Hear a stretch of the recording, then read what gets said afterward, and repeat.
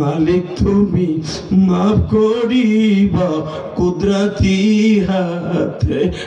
আল্লাহ আল্লাহ দেখো কারা এখন কান্দে। আল্লাহ এদের মধ্যে কার যেন মা নাই বাবা নাই রে। আর এই শীতের মৌসুমে মা বিজানো পিঠা বানাই আমাকে ৬-৭ ভাই বোনের লোক অপেক্ষা করতো।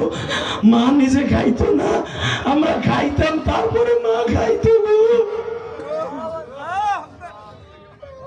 আজকে আমার মতো কার যেন মা নাই রে। যাদের মা নাই তুমি মাফ করে দাও আল্লাহ।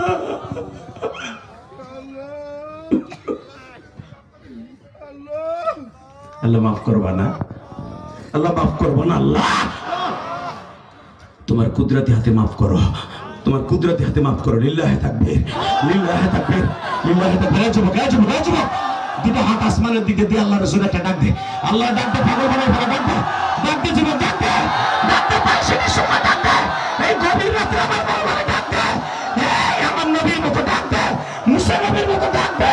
বল আল্লাহ আমারে মাফ করে দাও, আল্লাহ আমার বাবারে মাফ করে দাও, আমার মায়েরে মাফ করে দাও, 22 ডিসেম্বর মাফ করে দাও।